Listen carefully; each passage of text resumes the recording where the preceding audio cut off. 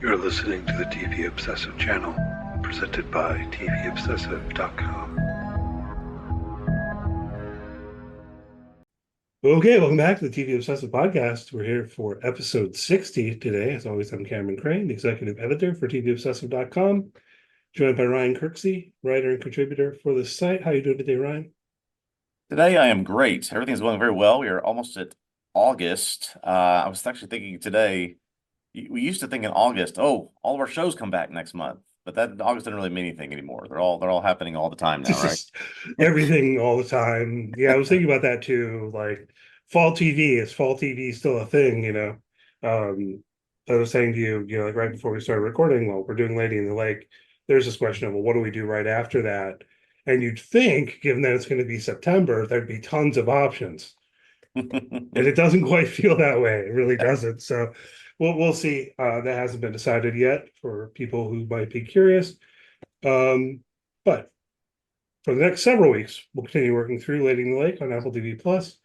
I've been enjoying it. Hopefully, Ryan's been enjoying it too. I think so. Hopefully, people have been watching as you're listening along. But as per usual, the first part of the pod, talk about what's been in the news a bit this week, what's caught our eye, what we've been watching, that kind of stuff. This podcast will go out on Friday when Lady in the Lake comes out, just so people know, cards on the table. We're recording a little early. So it's July 31st today. If any big news happens on Thursday, yeah, that's not why you're not hearing about it. This will come out on Friday. Anyhow, what caught your eye this week? Ryan, what do you want to talk about here? Yeah, I thought we might start back in Comic-Con almost a week ago, and some news that came out. First of all, about I think a show that we both enjoy. We plan on covering Silo season 2, going to drop one episode a week starting November 15th. And in addition to the cast from last season, Steve Zahn appears to be joining for this second season. You're looking forward to this next season, right? Well, yeah, and Steve Zahn, and it makes me even more kind of excited about it. Love Steve Zahn. Um, in everything, really. Righteous Gemstones is the closest thing in my mind, which we Yep. talked about when season 3 was on. I am looking forward to Silo season 2. I do think we've talked about this before, I think a little bit. I wrote on the first season episode. I enjoyed it well enough. I did get the feeling that a lot of people in the world, perhaps including you, enjoyed the show more than me, right? Like I just kept feeling like, this is pretty good, you know? Yeah. Yeah. Yeah. Or actually, I felt like the first couple of episodes, I thought, this is really good. And then after that, and then, but like good enough that I kept watching. And then I got to this, and, I got to the season finale, and there was some part of me thinking, like, am I invested enough that I'll continue? It was kind of a little bit of a question in my mind. And then with the season 1 finale, I was like, okay, you got me. Yeah, yeah, yes. Okay. So I think you and I are on the same wavelength. I was sort of um half glass full through the middle of the season. But yeah, the cliffhanger of that finale was so good. I think a cliffhanger was expected, but it was not the one that we got. It was so good and so oh my gosh, I cannot wait to see what happens second season. We may have even chatted about this as well. I'm considering reading all the short stories and maybe grabbing this off your plate for the second season.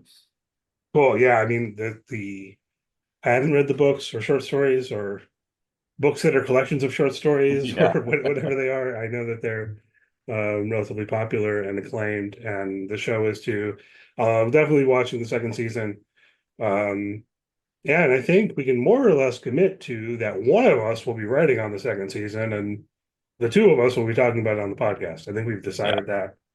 And then after that, just hammer in Apple TV Plus, We're appreciate here. us, Send the Apple. check. We're here.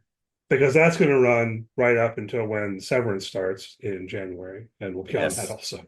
Yes. Um, Cannot wait. so some good stuff going on. Yeah, as you mentioned, the SECC, there was a lot of news from that. So a couple other things, I guess, to hit on from that. Dexter next, I guess. What?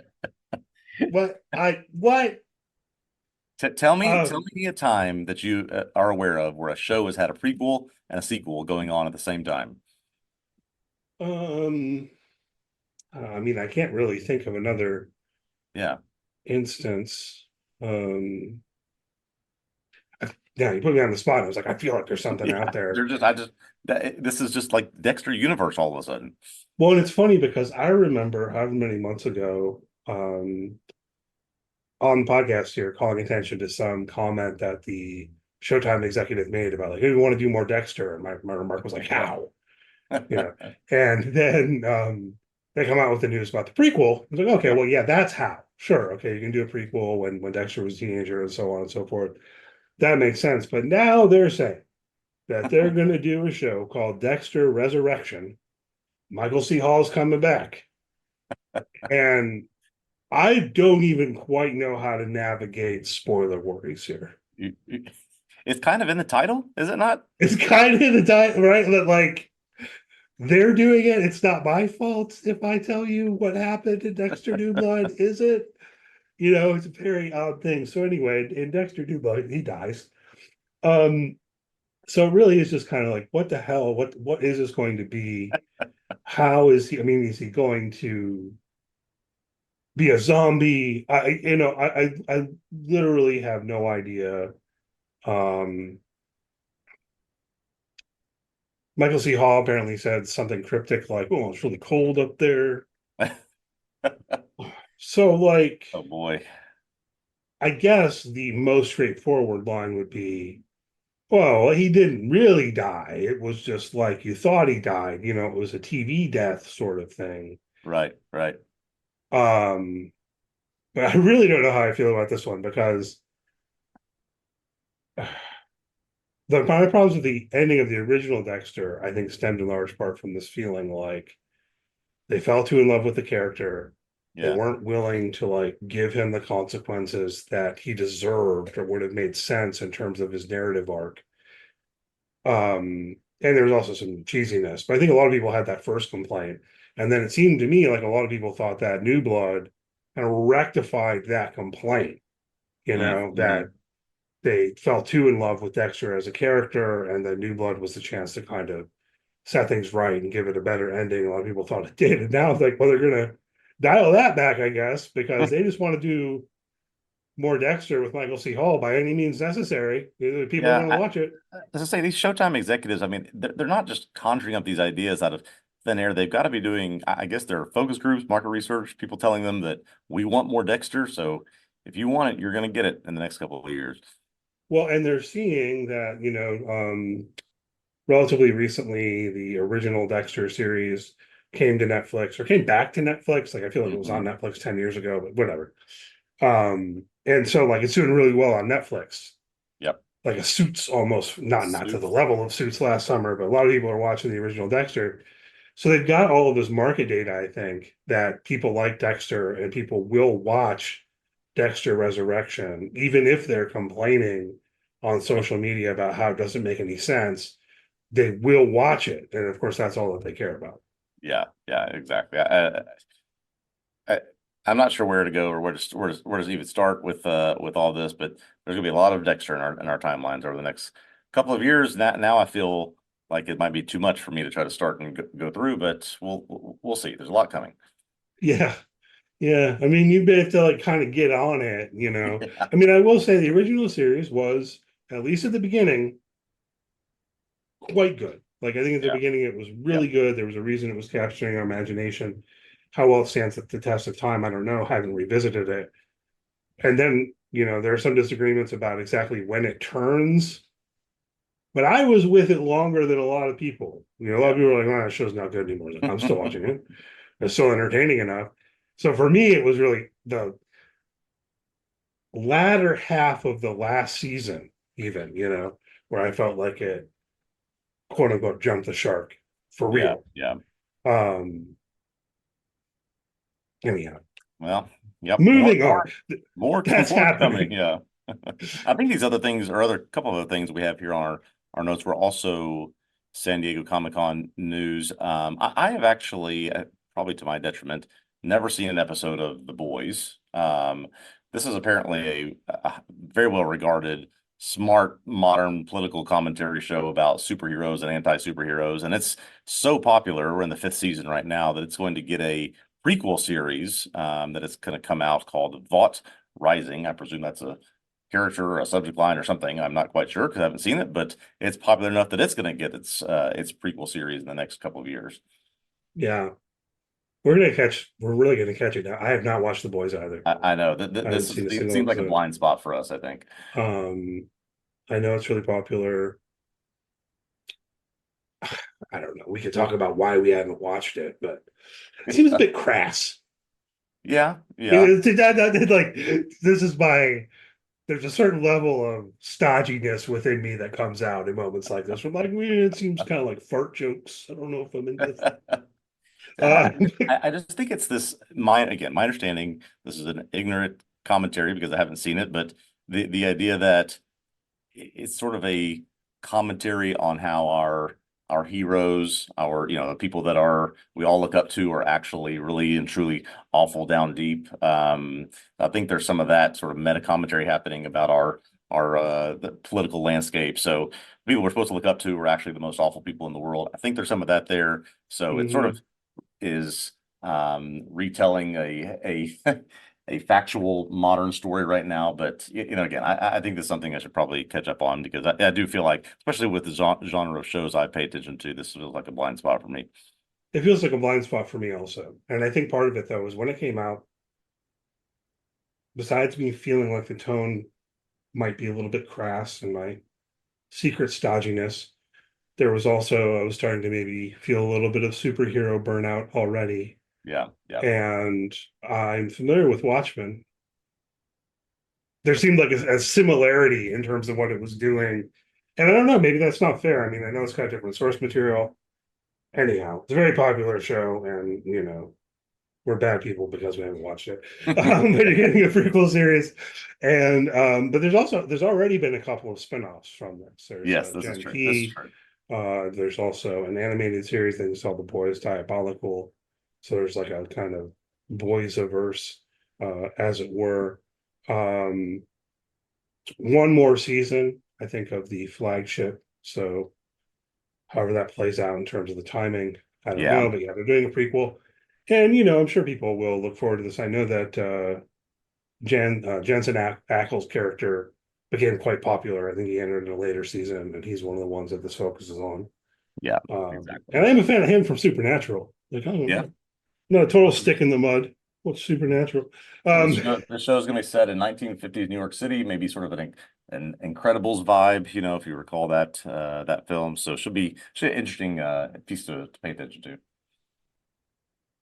yeah, and we'll both have to suck it up and check out the boys at some point. And I'm sure Yeah, I bet I will. if and when one of us does, we'll talk about it on the pod again and tell everyone about how wrong we were to ignore the show for a few years.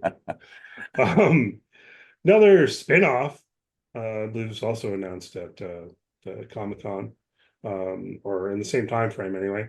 They're doing a Doctor Who spinoff, which I know you're not really a Doctor Who fan or you haven't watched it. We talked about one episode on here, but Right. I don't know what I think about this myself. It's called The War Between the Land and the Sea, and apparently this is going to be one of those things where it's set on Earth and it's like a Doctor Who story without the Doctor. Hmm. Doctor's not around, but they're like malicious beings in the sea who human beings have to fight. Or so I just read like the synopsis or whatever.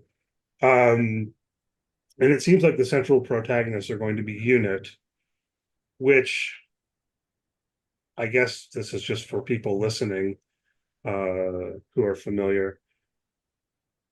I've never been a big fan of the Unit stuff, so I don't know how I feel about this. Yeah. Right? I'm like, In all the decades of Doctor Who, has there ever been a spin-off, prequel, anything sort of an offshoot from the many decades of this show? oh yeah, absolutely. Okay. Torchwood, which I was quite a fan of Torchwood. A little bit of a mixed bag, but it has its moments of just brilliance. And Torchwood I really enjoyed as a series where it was kind of a similar vein all along of what happens when the Earth is facing threats and the Doctor's not around to save us. Okay.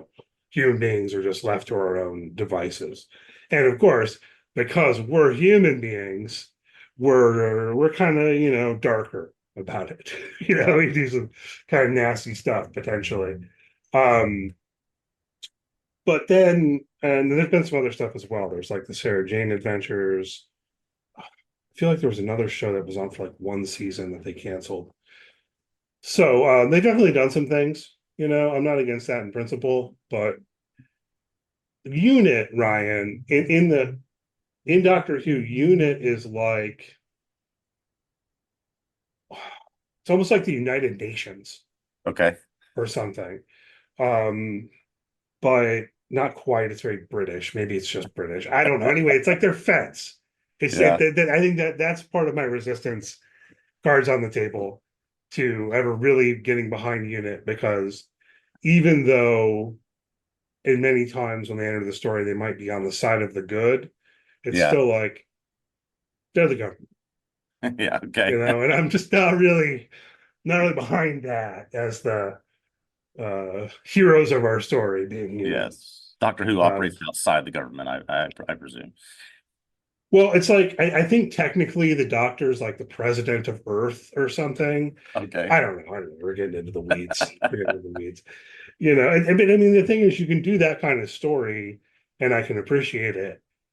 It would be like if the organization was the CIA or something like that, but this I is see. fictional, Yeah. and it's like potentially you can do that sort of story where the protagonists are like that, and maybe you can get behind them because, hey, there's an alien threat or whatever. But it never quite felt like Doctor Who to me so much as because the Doctor is always potentially after a solution where everybody wins, Okay. Okay. you know? And but when it's human beings who are like the government, no, the important thing is human beings win. So it's anyway. There's a tension there. Interesting thing that's happening. I might check it out. Um, and I guess that leaves. This came out today. I'm kind of excited about this. Bill Belichick. Yes. Good old friend Bill Belichick. Yep. We missed a couple things. Let's recap some things I don't think we've quite talked about. So Bill Belichick, who was host of the coach of the New England Patriots. He's going to do some other TV stuff. I think he's going to guest on Pat McAfee. He's going to be on the Manning cast. We might hit on that. He's going to be on Inside the NFL, which I guess is on the CW now. Yep.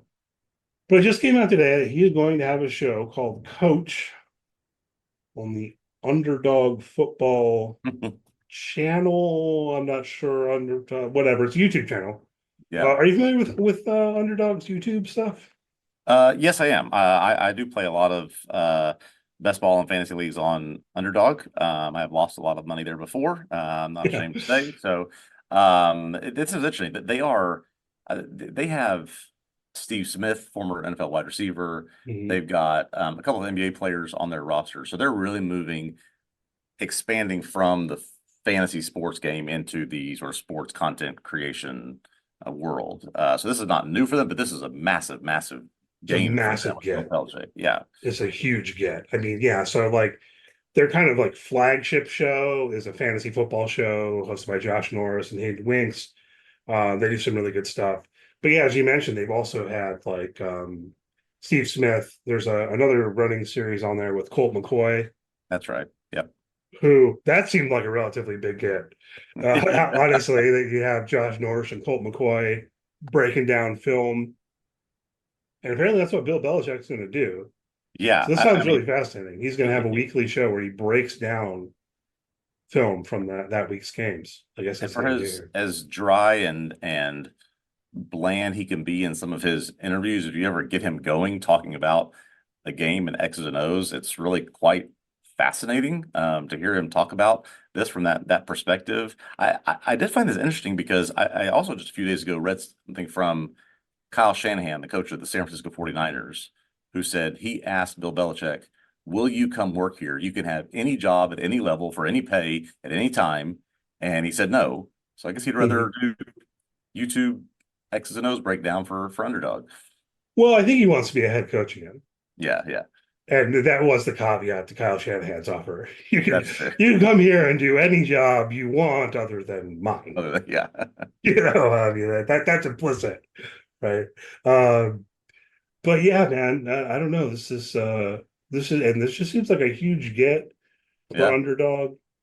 Um, I guess because I do watch Josh and Hayden, with some frequency. I feel some kind of parasocial thing going on, like hooray team or something, but I mean, of Yeah. course, I'm not involved. I'm not getting anything from this. But honestly, I saw they were talking about this on Rich Eisen. I saw a little clip earlier today before we got on, and they were talking about it like they'd never heard of Underdog before. Oh boy. Well, if you haven't before, Underdog is one of these. It started 5 or 6 years ago as a fantasy platform, best ball football contest, massive payouts. They have tremendous venture capitalist money behind them. I mean, Well, hundreds they of millions must of dollars behind them. They are, if you don't know them yet, you will soon. Well, and if you think they must be making good money from all that best ball and stuff too. Yes. Oh yeah. But like most people do not win, right? No.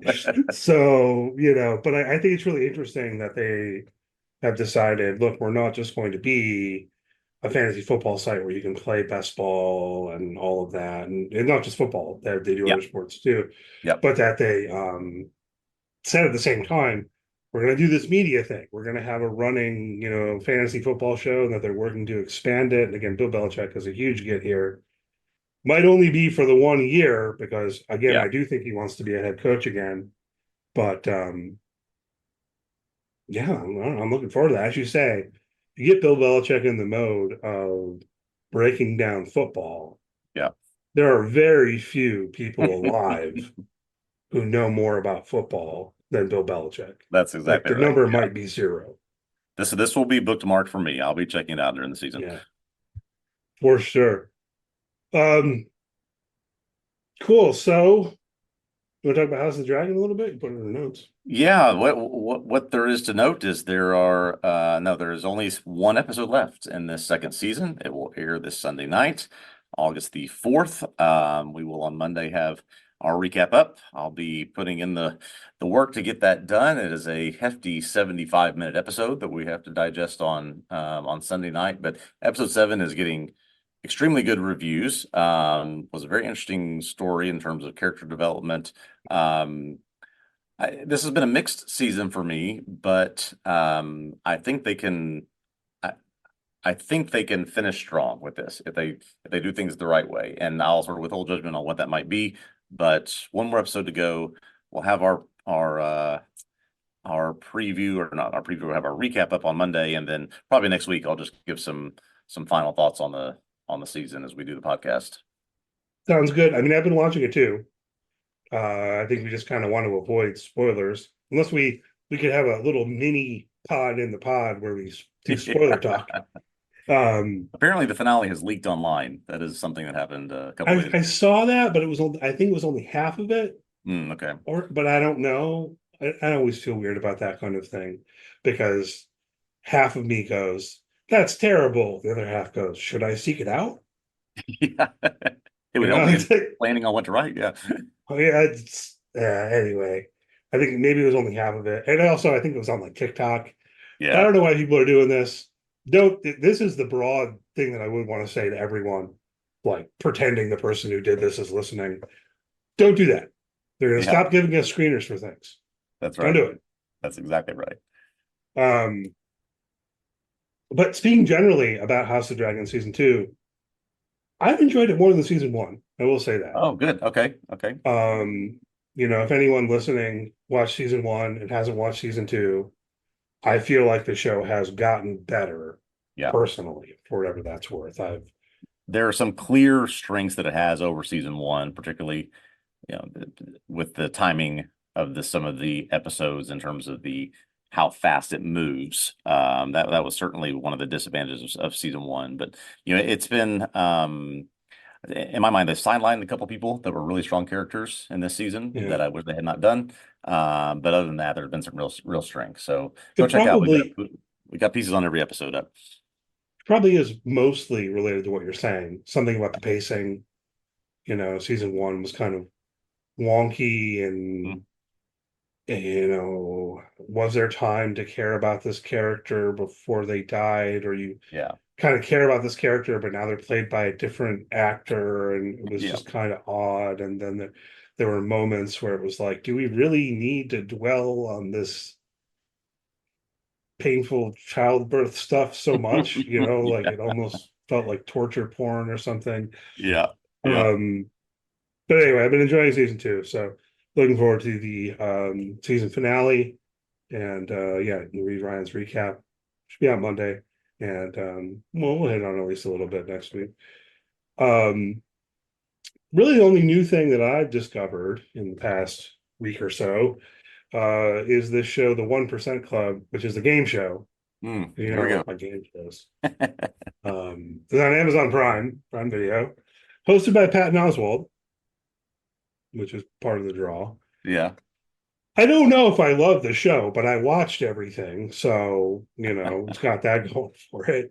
It's kind of interesting. Like basically, the premise is that the first of all, the questions are more like logic puzzles than trivia. It Oh, actually yes. I've seen the commercial for this. Okay. it really Yep. reminds me of in a lot of ways it reminds me of taking an IQ test if you ever taken an IQ test. Hmm.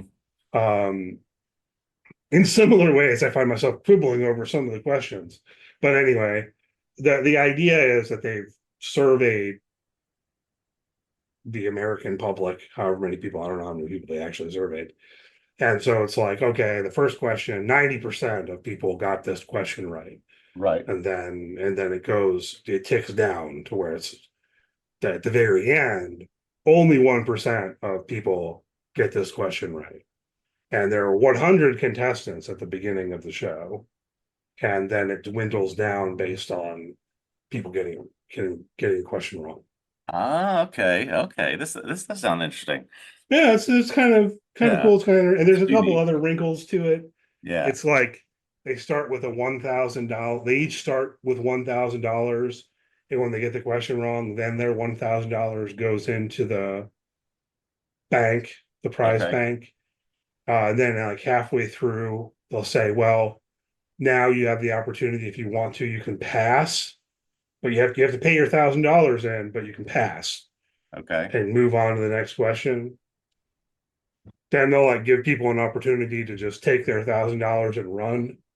Like it's not really that much money, man. Why are you gonna just Yeah. I know. that's one of my quibbles about the show actually, because they do the same thing at the end. You get it in terms of the structure of the game. Say that you get to the last question and there are like five people left. Yeah. Say, oh well, um, you can each take $2,000 and go home, or try to answer the final question for $100,000. Hmm. I don't know if I feel like a grand or two is tempting enough here in this Yeah. structure. You know what I mean? Like if you're watching Who Wants to Be a Millionaire or something, Yeah. you can start thinking like, well, man, maybe take the $250,000. Exactly. Walk You away with know, that. Yeah. but here it's like, dude, it's $1,000. Yeah. I'm not. Are you gonna bet $1,000, which wasn't your own money in the first place, Right. for the And, chance to win $100,000? and then it's going to be $550 after taxes when you really get home with it. Yeah. Why? Yeah, why would you not go for it? You know what I mean? Exactly. Um, so that's my one quibble. They may need a little bit more investment capital Yeah. to up the prize pool a bit or something like that. But it's pretty entertaining. Oh, that's funny. No, that sounds great. Well, the only other thing I wanted to mention was just a recommendation for being a baseball fan. I've checked out the first three episodes so far of the new documentary on HBO. It's called Charlie Hustle and the Matter of Pete Rose. Pete Rose, who you may know, received a lifetime ban from baseball for betting on baseball. This was uncovered in the 80s. He now, at 82 years old, is on a crusade to get reinstated, I guess, before he gets too old and passes away. And so this crew agreed to make a documentary about this. And I only recommend it because it's easy to say, all right, I'm hiring a crew to make me look good in this documentary. This people that are putting this on provide a very fair look at the good side of Pete Rose and the really despicable side of Pete Rose. So it's been very interesting if you're a baseball fan and want to learn more about his story and his goal to try to get reinstated to make the Hall of Fame. It's a good documentary if you're all interested in that. Yeah, that is interesting. May have to check that out. That his goal is to get into the Hall of Fame, Yeah. basically. Yeah, yeah. Which is, it's tough Yeah. because based on his play, as I understand it, not a huge baseball fan, Yep. but I think based on his play, everyone would say, yeah, you know. All-time leader in base hits. Um, but the scandal, and I remember when that was going on. Hmm. So, but it's not like I know all the details, so it might be really interesting to check that out Yeah, at they some really point. dive into it and also look at some of his controversies as a player and since he left playing. So it's like I said, a fair look Yeah, at wasn't there like some racism and stuff too? there's some racism stuff. There's Yeah, okay. allegation of sexual misconduct when he was a Yeah, commentator. So there's a lot of things there. Yeah. yeah. It's anyway, you don't need to get in the weeds about it. And I do find it to be like kind of an interesting question of to what extent should we be saying, well, you're disqualified for that kind of stuff, right? Doesn't Yeah. have to do with your ability to play baseball Right. on baseball terms, yeah, you were a great player, but anyway. Yeah. Um, so where is that? Where are you watching that? That's on HBO. It's on HBO. Yeah, check that out. All right, well, let's go to Lady in the Lake. We're going to today talk about episode 4, again with a very long title. Innocence leaves when you discover cruelty first in others, then in yourself. So spoilers are on the table for everything through episode 4 of Lady in the Lake on Apple TV Plus on the other side of this brief interlude. And yeah, we'll see you in a moment.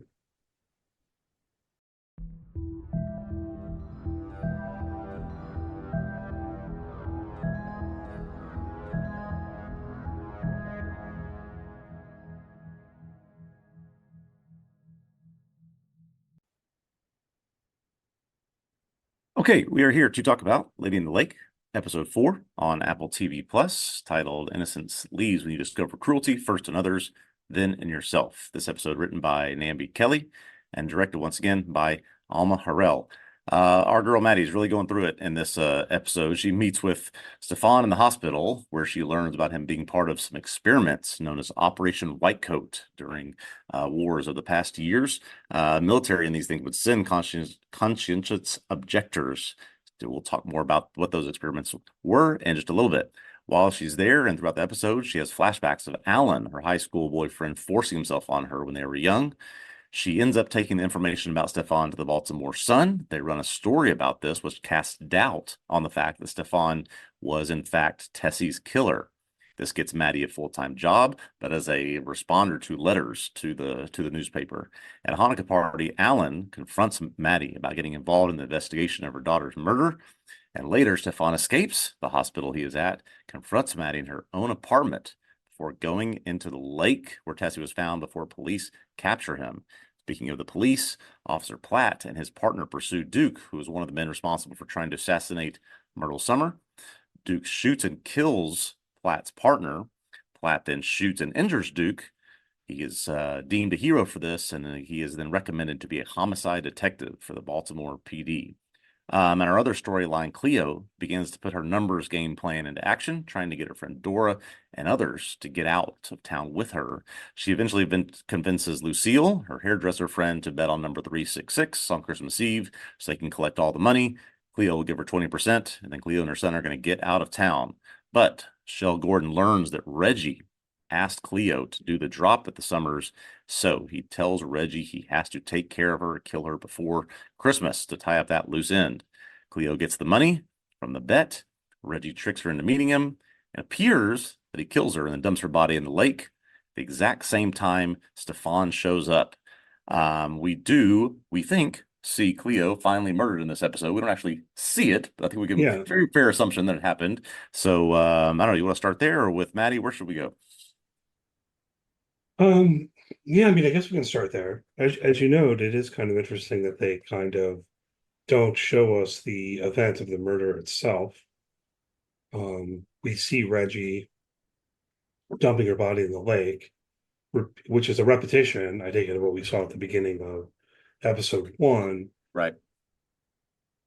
I think before that, last we see her, she's sitting in the park where she's supposed to meet Reggie, and Reggie is kind of, I don't know, anguished about the Yeah. idea that he has to kill her. He's sitting in this car, So, kind of having a breakdown about what he's going to have to do. Cleo's got a suitcase full of money, and the next we see, she's being dumped in the lake. Yeah. yeah, so Seems pretty straightforward that Reggie killed her, unless Well, they want to throw us a twist I sometime was going to later. say, we see someone in a blue coat being dumped in a lake. We don't see Cleo's face when she is dumped. So I don't know that did we see Cleo's face in episode one? I don't recall. Uh, man, maybe not. We'd have to go and double No. check. That would be a hell of a twist. Yes, it would. Um, mm, mm. I only mention that because of how many times they've mentioned this blue coat in the previous episodes, right? Sort of a defining feature of Cleo. So again, theory, conspiracy theory, whatever, probably not the case, but just to put it out there. Well, it's interesting. It got me thinking about the voiceover narration, right? And I have always presumed that this was a voiceover of, dead Cleo, Yep. but doesn't have to be. Maybe she's not dead, right? Yeah. Maybe this Maybe is the end Maddie's of telling the her story because people think that it was Cleo, but it was actually Dora or something like this. is this Cleo and Maddie having a conversation at the end of the series or something, and that's what we're hearing as opposed to a narration. I don't know that any of this is actually true, just throwing it out there. I sup- it's interesting. I hadn't really thought about that. Here's all I'm going to say, Ryan. I think it's possible, Yeah. but chances are, if they do something like that, I'm going to be sitting here going, "Don't care for it." Yeah, exactly. No, I agree. Yeah, like I don't like that. So yeah, I mean, I think Leo is dead at this point, and that Reggie has dumped her body in the lake. It's interesting that this occurs when Stefan is showing up to the lake, also, which wasn't in episode one. I don't think we realized that at Mhm. all in episode one, or that Reggie falls and breaks his leg. Yeah, He's not doing good. I mean, that's that right. leg's broken, right? This is like Joe Theismann. In It's the not much middle of the question. lake in a boat, broken leg. Yeah, exactly. Maybe he can manage to row out of the lake. Yeah, eventually. The arms. Yeah, no, not in good shape. I guess from what we see during that scene, I kind of thought maybe the cops were going to end up killing Stefan, but I guess not. Yeah. I thought he was killing Um, himself for a moment there. So like, I'm going to drown myself, but it ended up being more like baptism, symbolizing, this sort of rebirth. But Maybe yeah, he I tried to thought there was a drown bit. himself. Yeah, I that's don't know true. if you could just do that, right? I think at a certain level, biological instinct will kick in and not allow you to just submerge yourself underwater and drown yourself. That's why you got to put some Exactly. bricks around your ankles or something. Yeah. Yeah, no, we definitely did not see this in the first episode where literally at the same time, Reggie is dumping Cleo, presumably, and hiding from the police because he sees them coming, tracking down Stefan, who has escaped, confronted Maddie, and run directly to this lake, which really leads me to think there's something about this lake that we're going to learn about in future episodes of whether it's got some sort of, they keep talking about connections or some mysticism Yeah. to it, whatever it is, there's something about this lake. Yeah, I mean, what we have gotten is apparently this is a spot where young men and women will go to have sexy time, or I don't Do what know. they do, yeah. It, there's a hookup spot, and that Stefan would go and watch them, right? Yes. And thus we get the flashback to Maddie and Alan. I do have something of a question related to that, and then the flashbacks we saw before. This is the same question as before. What was going on there? Because it seemed Yeah. like the flashback we saw before was with Alan's father. I Yeah. think it's very quick. I had to like pause, screen grab, kind of, like, is that the same character? Um, so what was going on there and how does that fit in? And it has, there's, I'm trying to be careful. Um, did, were Matt, I don't know what term to use, Ryan. Um, sex happen there? The penetration happen in the scene? She's I, saying, I just rub I against get my the breast and all of impression, that. yeah, I get the impression no, which leads more to I think the theory that we learned last week that Milton's not the father. We anticipated or predicted that she had some sort of hookup with Alan's father, so therefore Seth's father is also Alan's father. doesn't seem like she wants anything to do sexually, physically with Alan because he is really trying to force himself on her. So I think, yeah, I'm sort of left with the deduction that it's Alan's father is the one that she's been intimate with. Yeah. And this is part of why I was struggling with what word to use, to be clear, Yeah, because yeah, it does seem um like it's a sexual assault, I would say, right. one way That's or that's what it another. seemed like to me, but he did not, you know, to put it bluntly, he did not penetrate her. I think, okay. Guys, Yeah, sorry, people listening. I don't know, it's but like that was the the vision. underlying question related to it is who is Seth's father Yeah. biologically, right? Um, Yeah, and it seemed very purposeful to have the line, you can, I think she says, you can rub yourself over my clothes, and that's what he ends up doing. So I think that was very intentional of we want there to be no ambiguity about who, if we ever uncover who Seth's father is, who that might be. yeah, I was a little less sure though. I don't know, like Yeah, we'll see. whether he, yeah, I don't know, he could whether he abided by her, there. Either way, it seems like he gets up and said, "I don't want to see you ever again." Yeah. So, Alan's an asshole. He probably killed his daughter. Right. What do you think about that? This is my theory. Alan killed his daughter. Alan killed Tessie. So let me just say about Alan. So we see Alan really going for it. I mean, going for the Emmy there at the Hanukkah scene, right? Where he's just on top of Maddie for pursuing the story, for talking about Tessie, for all of this. Alan, who's played by, I believe his name is Cornsweat, David Cornsweat. Fun fact, he is James Gunn's Superman, so he is Superman next year. Okay.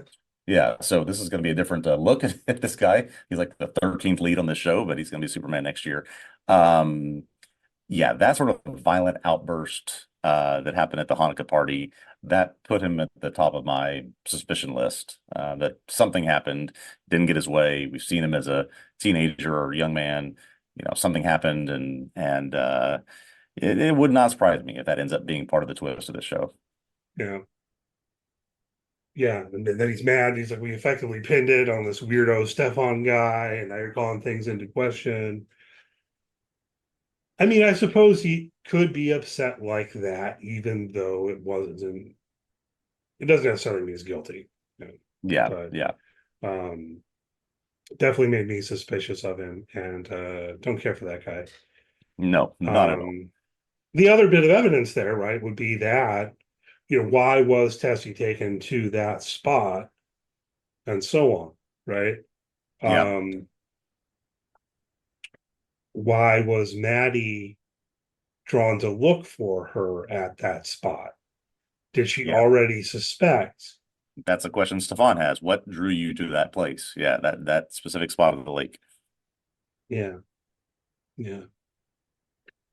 Um, Speaking of Stefan, you mentioned his escape, Hmm. which I don't know. I thought it was kind of funny, and I don't know if that's bad of me, but how he lights the guard on fire. Yeah, has a flammable Um, jacket that he had on. Although that kind of material is super flammable, right? I don't know why he had a lighter. I guess they Yeah. just weren't real Did they good at show security. they show that he took that from someone? I want to say that maybe he, Hannibal Lecter that thing where, instead of taking a paperclip, he took a lighter from somebody at some point. I want to say maybe that was there, but I didn't go back and check. Yeah, I wondered that too. If we saw where he got the lighter, I'm not positive. We might have. Yeah. Either way, doesn't seem like great security at this mental hospital if he's able Yeah. to get a lighter. Yeah. Um, Set this. I do feel bad for the random guard being set on fire. Yeah, really. But I just thought it was kind of humorous thing in a dark way. Um, Operation White Coat. So, of course, being who I am, I immediately looked this up and determined it's entirely a real thing. Hmm. And this would have completely made sense. They actually used a lot of Seventh day Adventists and um, conscientious objectors, or that was Yeah. like the primary thing. Did you look at the Wikipedia? I didn't go much further than that. But what I Yeah, I did mean, find kind of interesting about the Wikipedia was the tone, I guess. Yeah, Seventh-day Adventists being admitted pacifists, often objectors to war, and I don't say dodgers, but going to avoid going to war if they were drafted, and so they often became the people as a part of this Operation White Coat, which lasted decades. It seemed like that was a surprise to me. or at least like a decade. Yeah, I So I've got the link right here to revisit. think it was at 54 to 73. So yeah, a couple of decades. Okay, yeah. So yeah, what part of what I find striking is, at least if you look at the Wikipedia page, it's all framed as they volunteered to do this, Mm-hmm. right? That they're conscientious objectors, but volunteered and of their own free will became part of Mm-hmm. Operation Whitecoat, which I don't know. Okay, I don't know. Did they know what they signed up for? I mean, this is Yeah, because if you look at what they were doing, I mean, in terms of the ethics of um, human experiments and test yeah. subjects and all that, this is awful.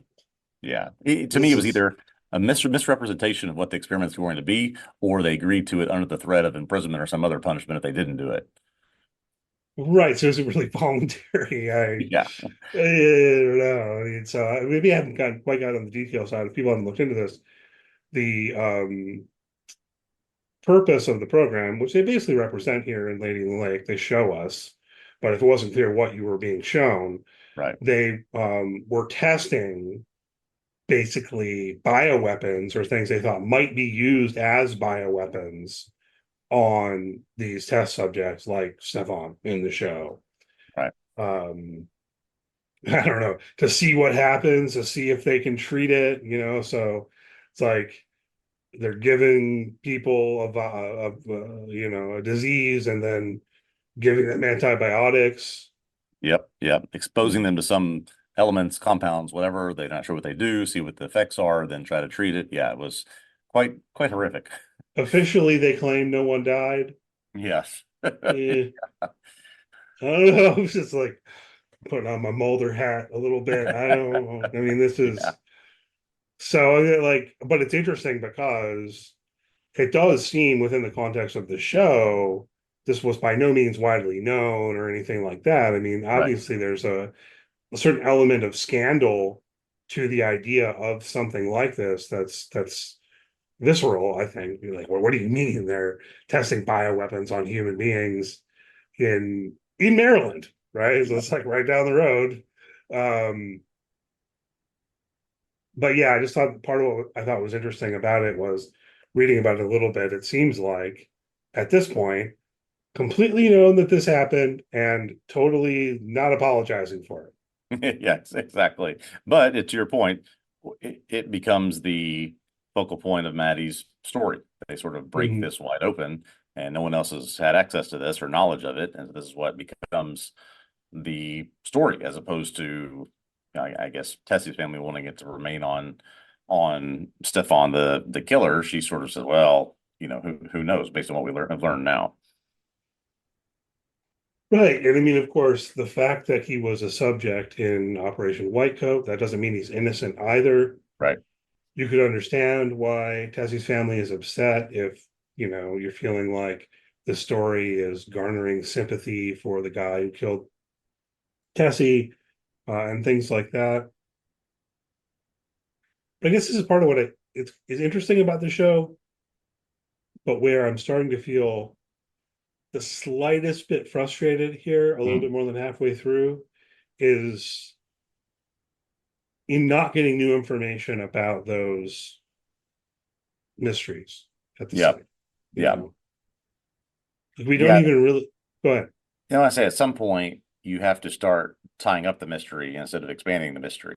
And only has 7 episodes here, three left. There are a lot of loose ends. We may have introduced more. We had this conversation about Alan. We had this conversation about Cleo. You've got to, turn the corner and bring it back around, presumably to how you want to end this thing.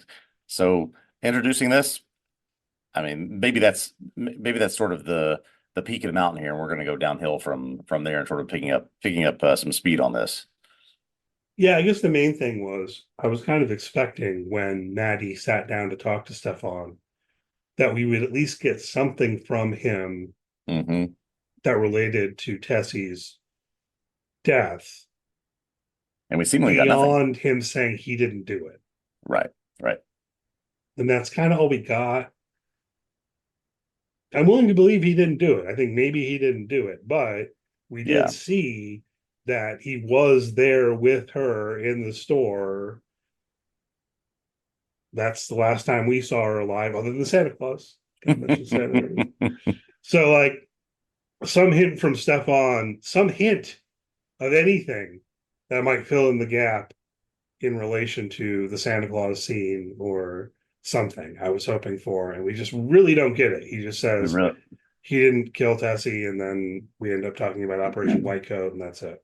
We got that admission, or I guess lack of admission. We got his story, and also in the same episode, Reggie admitting to Shell, "I was there in that store the same time as the girl. I wanted to take heat off of us. That's why I did what I did with Cleo." So almost adding to the okay, well, you were there. Yes, did you have something to do with this? So yeah, there's been not much sort of forward trajectory on answering that question. Yeah, not really at all. I mean, I don't think Reggie had anything to do with it. We Yeah, don't know for sure, but it doesn't seem to me like he did. yeah, Um, when he learned that the fish store was involved, he flushed the fish that he bought at the store, exactly. right? Yeah, Um, so yeah, I don't really think that Reggie was involved there, but we don't know. yeah, Um, to what extent was Stefan involved? Yeah, we're just not really getting new information, and hopefully that will change as we move forward. Because as you mentioned, there are only 3 episodes left. yeah, yeah. Um, let's see. We hit on most of these things. So you mentioned, I mean, any thoughts about what happens with Platt? I think it's relatively self-contained. You mentioned they chase down Duke, his partner, whose name I don't know. I didn't I take a can't note of his remember. partner's name. Sorry, guy. Um, ends up getting shot and killed. I mean, I guess I do want to mention the wrinkle that Platt's partner was the police officer that Shell was paying. Yes. Yeah. Now, I mean, ultimately, that money might have been going to the police chief or something, who I don't think we've met, but he was the contact person, Yeah. such that when they're watching the news, Shell's crony or whatever says, "Well, I couldn't have been the other guy." So there is that wrinkle here that Yeah, I factors find in. myself wondering. It looks like his name is Officer Percy Davis, played by David Johnson III. So there's All right, your credit for that. But I do find myself R.I.P. wondering, besides just being a comfort in in Maddie's bed, what role is Officer Platt going to play going forward? Are he and Maddie going to solve some mysteries together? They seem to kind of stop each other talking about these things whenever the other one brings it up, right? Platt says, "Can we just leave it at that?" Maddie didn't want to give a lot of information. I don't know. Maybe they're going to get together and solve some of these mysteries. Yes, here's something. I should have made a note. There's another cop. Yeah, I don't know, you saw the IMDb up. Who the other cop, the one who was hitting on Judith or whatever last week, sees Platt leaving Maddie's apartment. Yes, that's right. And That's right. there's also something in the narration from Cleo about how things aren't going to work out well for Officer Platt. She's always kind of a little cryptic. Who knows Yeah. exactly what this means? Yeah. But it makes me imagine that, okay, well, now you've got the other cop who knows about Platt's relationship with Maddie, which is illegal. Yes, absolutely. And me, so maybe that guy's also crooked and on the take, and that as Platt and Maddie investigate Cleo's death, maybe that's what's going to come back and bite them and stymie their investigation. Because Yeah, I do. presumably that would be the thing they work on together, right? Platt knows Cleo, he'll care about this, and so on and so forth. Yeah, they'll work on, and we'll get to the title of the next episode. It seems like they're going to move towards that investigation in episode 5 here. I think you may be on the right track here that they might investigate that together, but this other officer who may be looking for on Shell Gordon's orders to look for something that they can turn Officer Platt, right? If they lost the guy that was giving them the money, we need to turn somebody over to our side. So yeah, there's a lot of ways this can go wrong for Platt and Maddie as they presumably start to look into Cleo.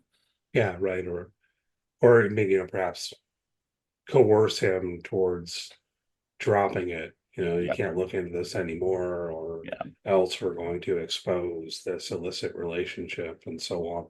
Because they did seed that in this episode too, right? They can't go to the Colts game together or yeah, separately and meet up there because yeah. of I didn't look Yes, up yes. the The Colts used to be in Baltimore. For those that did not know oh yeah, I just took that for granted. that. I was just saying I didn't look up the precise status of the laws in 1968 about interracial Right, couples, but right, exactly.